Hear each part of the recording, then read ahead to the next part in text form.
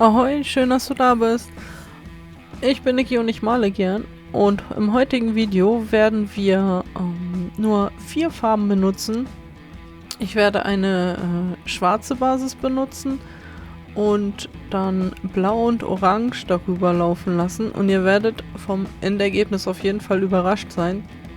Denn dieses Bild trocknet nicht so, wie ich es eigentlich geplant hatte. Sieht aber dennoch immer noch gut aus. Deswegen bleib auf jeden Fall bis zum Ende dran. Das Ergebnis wird dich mit Sicherheit genauso überraschen, wie es mich überrascht hat, als es trocken war.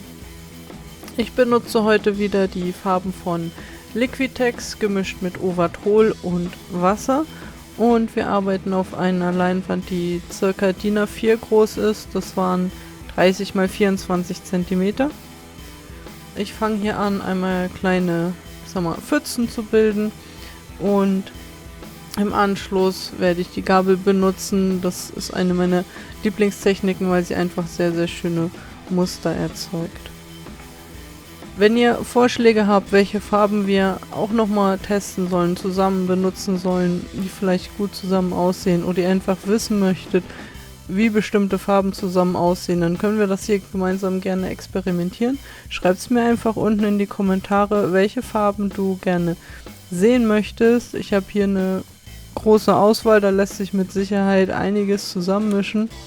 Und so kann ich natürlich auch viel besser auf eure Wünsche und Vorschläge eingehen, wenn ihr mir einfach schreibt, was ihr gerne sehen möchtet.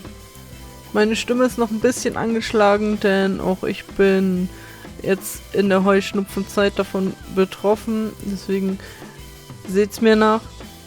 Nichtsdestotrotz lassen wir uns nicht unterkriegen und machen natürlich weiter Kunst, denn Kunst ist auf jeden Fall gut für uns. Kunst ist balsam für die Seele und dabei kann man super gut entspannen und einfach auch wieder Energie und Kraft tanken.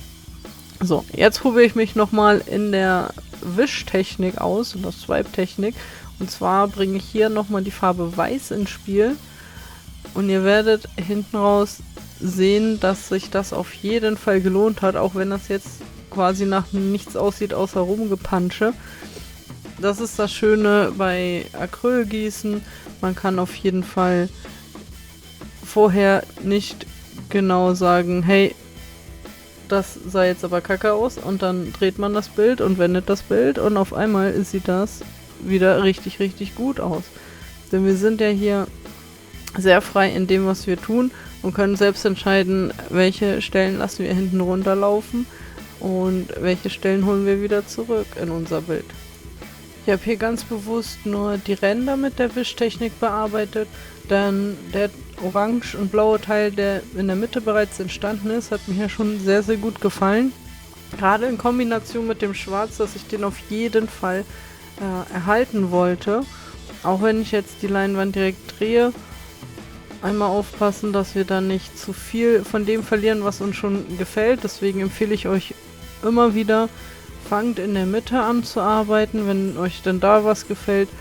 Es ist nämlich sehr unwahrscheinlich, dass ihr das verlieren werdet, wenn ihr die Leinwand kippt und die Farbe fließen lasst.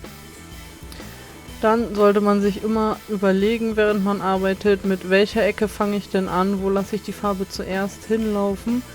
Denn diese Ecke wird man natürlich auch zuerst zum Teil verlieren, wenn dort die Farbe runterläuft.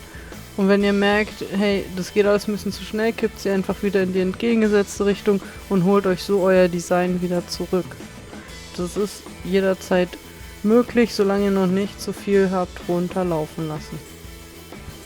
Wenn ihr dann zufrieden seid mit eurem ersten Ergebnis, dann auf jeden Fall dran denken, immer mal die Ecken und die freien Stellen, wo noch keine Farbe hingelaufen ist, auszubessern. Da können wir einfach wie immer die runtergelaufene Farbe nehmen, mit dem Finger einfach ein bisschen antupfen. Ich tupfe immer, ich wische nicht, denn wenn man wischt, könnte es passieren, dass man einen Teil von dem Design dadurch mit zerstört. Deswegen einfach tupfen. Dann kann nämlich die Farbe, die auf der Leinwand ist, da auch nochmal besser rüberlaufen. Und dann fällt es im Gesamtergebnis am Ende nicht auf, dass wir das mit dem Finger ausgebessert haben. Ich nehme euch natürlich auch wie immer einmal mit zum nassen Endergebnis und dann auch zum trockenen Endergebnis. Und das trockene Endergebnis hier ist ganz anders geworden, als ich es erwartet hatte. Hier erstmal kommen wir zu dem nassen. Und gerade diese Mitte mit dem Orange und dem Blau gefällt mir sehr, sehr gut. Da hat sich die Gabeltechnik wieder einmal mehr bewährt. Das ist auch meine absolute Lieblingstechnik, die zu benutzen. Und jetzt schaut ganz genau hin, was beim Trocknungsprozess passiert ist. Und ihr seht, das ist sehr viel dunkler getrocknet, als es noch im nassen Zustand gewesen ist. Das hat mich einmal sehr überrascht. Nichtsdestotrotz ist es ein wunderschönes Ergebnis geworden. Ich bin damit sehr, sehr zufrieden. Wenn dir das Ergebnis auch so gut gefällt wie mir, lass dir gerne einen Kommentar da. Schreib mir, welche Farben du dir gerne wünschst, was wir als nächstes ausprobieren sollen. Und damit sage ich Tschüss und bis zum nächsten Mal.